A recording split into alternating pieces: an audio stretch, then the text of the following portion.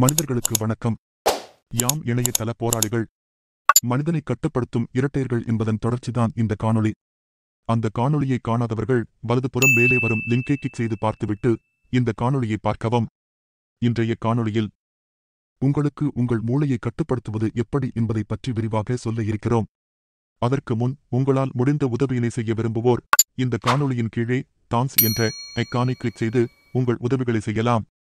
உங்களுக்கு இந்த காணொளி பயன் தரும் தகவலை தந்திருந்தால் லைக் என்ற விருப்பத்தை தெரிவித்து ஊக்கப்படுத்துங்கள்.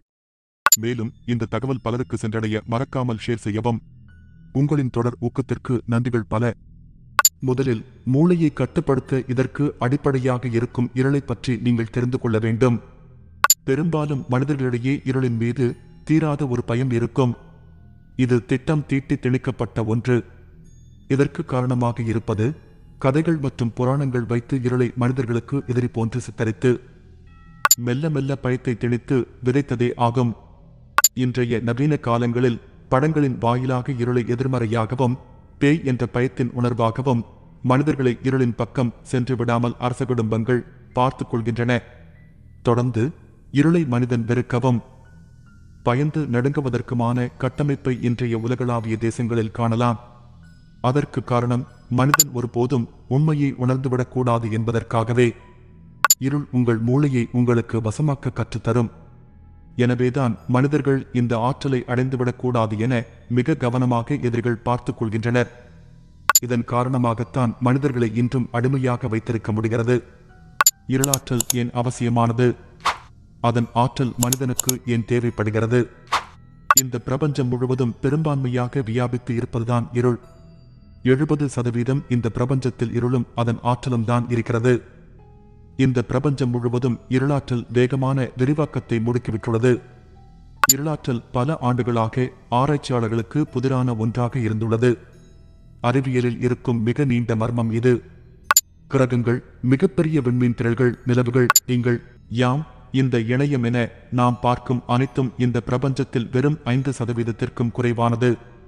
இந்த பிரபஞ்ச வெளியெங்கும் உள்ள நட்சத்திரங்கள், நெபுலாக்கள், கேலக்சிகள் என அனைத்தையும் ஒன்று சேர்த்தால் பிரபஞ்ச வெளியின் 4% அளவிலேயே காணப்படுகின்றன. எஞ்சியிருக்கும் 96%த்தில் பிரபஞ்ச வெளியின் 70% அளவில் இருளாற்றலும் 26% அளவில் இருண்ட பொருள்களும் நிறைந்திருக்கின்றன. இருண்ட பொருள் விண்மீன் திரள்களை ஈர்க்கிறது, மேலும் பிரபஞ்சத்தை ஒன்றாக வைத்திருக்க உதவுகிறது. இருளாற்றல் பிரபஞ்சத்தை விரிவுபடுத்துகிறது.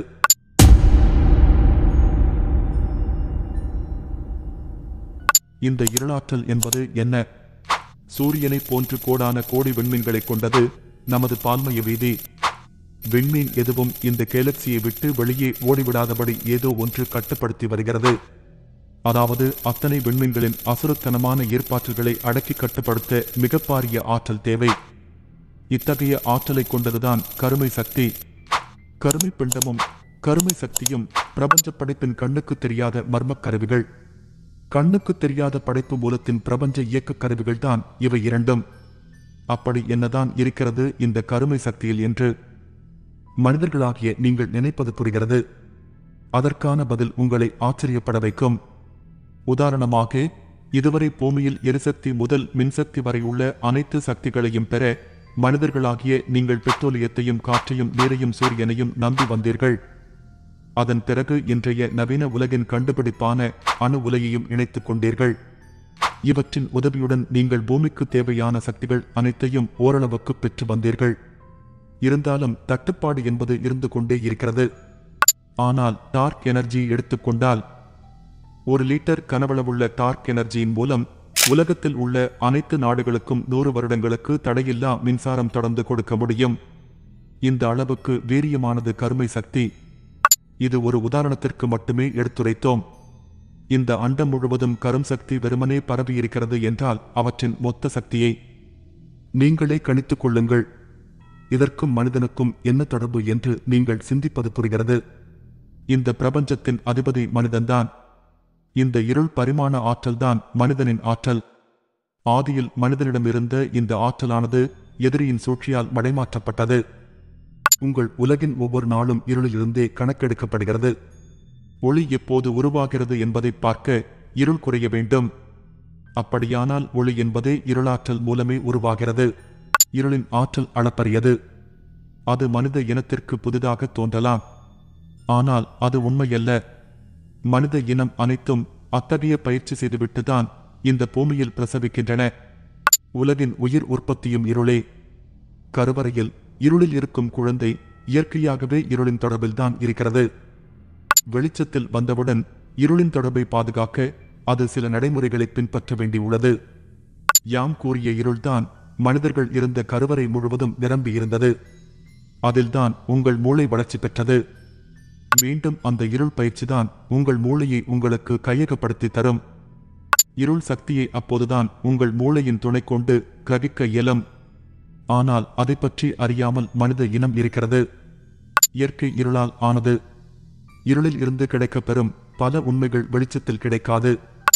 வெளிச்சத்தை தேடிச் செல்லும் பாதைகளில் மனித இனத்தின் தலைமுறைகள் தொடர்ந்து அழிவை சந்தித்து வருகிறது. இருளாற்றலை நீங்கள் கிரகித்து உங்கள் மூளையை கட்டுப்படுத்தும் வழிமுறைகளை தற்போது உங்களுக்கு எடுத்துரைக்கிறோம். இதற்கு இருள் நிறைந்த சூழல் தேவை. அங்குதான் உங்களால் இருளாற்றலை கிரகித்து உங்கள் மூளையை பண்படுத்த முடியும். காரணம், இதற்கு உங்கள் மூளையை தயார்படுத்த வேண்டும். அப்போதுதான் அது கிரகிக்க தொடங்கும். இதற்கு உங்களுக்கு தேவையானது அடர் இருள் சூழ்ந்த ஓர் இடம். உங்கள் வீட்டிலோ அல்லது வீட்டின் அருகிலோ அப்படி ஒரு இடத்தை உருவாக்குங்கள் அல்லது கண்டுபிடியுங்கள். இந்த இடம்தான் மிக முக்கியமானது. இதை ஒருபோதும் மாற்றக்கூடாது. இங்கு துளி கூட வெளிச்சம் இல்லாத அளவிற்கு இருக்க வேண்டும்.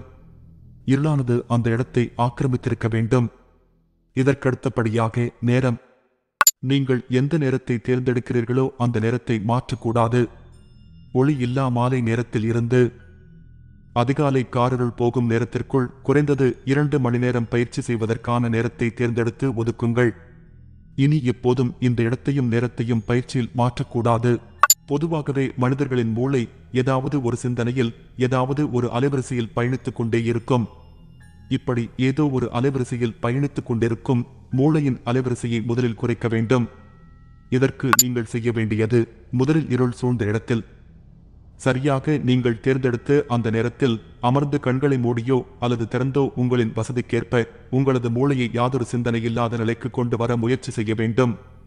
இதன் மூலம் மூளையின் சிந்தனையானது எண்ணற்ற அலைவரிசையில் பயணப்படாமல் ஏதோ ஒரு அலைவரிசையை தேர்ந்தெடுத்து அது சார்ந்த நினைவலைகளை மூளையானது சிந்திக்க தொடங்கும். இப்படி சிந்தித்துக் கொண்டிருக்கும் அலைவரிசையின் அலைநீளம் அதிகமாக இருக்கும். இதனை மெல்ல மெல்ல குறைத்து அதன் அலைநீளத்தை 0 அலைவரிசை நோக்கி பயணிக்க செய்ய வேண்டும்.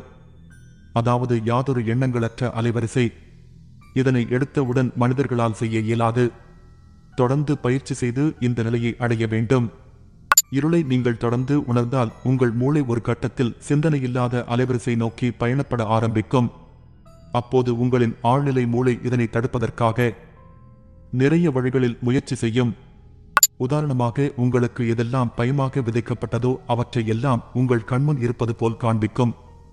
இதனால் பயம் என்ற உணர்வை கொடுத்து இவற்றை செய்ய விடாமல் தடுக்க முயற்சிக்கும். இவற்றைக் கண்டு நீங்கள் பயப்படாமல் தொடர்ந்து இந்த பயிற்சியை மேற்கொள்ள வேண்டும். இதிலிருந்து உங்களை மடைமாற்ற ஆழ்நிலை மூளையானது தலை மற்றும் முதுகு சார்ந்த வலிகளை உணர்த்தி இருள் பயிற்சியை தடை செய்ய முயற்சி செய்யும். இவற்றையெல்லாம் பொருட்படுத்தாமல் நீங்கள் தொடர்ந்து இந்த பயிற்சியை மேற்கொள்ள வேண்டும். அடுத்ததாக, ஆழ்நிலை மூளையின் தாக்குதலானது விசித்திரமான குரல்களை உங்கள் காதுக்கு மட்டும் கேட்க வைக்கும். இதில் உங்களின் நம்பிக்கையை பொறுத்து அது கடவுளின் குரலாகவோ அல்லது அமானுஷ்ய குரலாகவோ கேட்க வைத்து நம்ப வைக்க முயற்சி செய்யும். இதனை நீங்கள் நம்பி ஏமாறாமல் தொடர்ந்து இந்த பயிற்சியை மேற்கொள்ள வேண்டும். நீங்கள் இந்த பயிற்சியின் இலக்கை அடைந்ததை உணர யாதுமற்ற சிந்தனையின்றி தன்னிலை இருளில் கலந்து மேற்சொன்ன எந்த தடங்களும் இன்றி ஏதுவாக உங்கள் சூழல் அமையும். அப்போதுதான் உங்கள் மூளையானது பண்பட்டு விட்டது என்று அர்த்தம். அப்போதுதான் உங்கள் மூளை ஆற்றலை உள்ளிழுக்கவும் வெளியிடவும் தயாராகிவிட்டது என்று அர்த்தம். இப்போது உங்கள் மூளை பிரபஞ்சம் முழுவதும் வியாபித்து இருக்கும் இருளின் ஆற்றலை கிரகிக்க தொடங்கும். இதன் பிறகு இவற்றை நீங்கள் தொடர்ந்து செய்து வர உங்களுக்கு என்னவெல்லாம் நடக்கும் என்பதை அடுத்த காணொளியில் விளக்கமாக கூறுகிறோம். நன்றிகள் பல.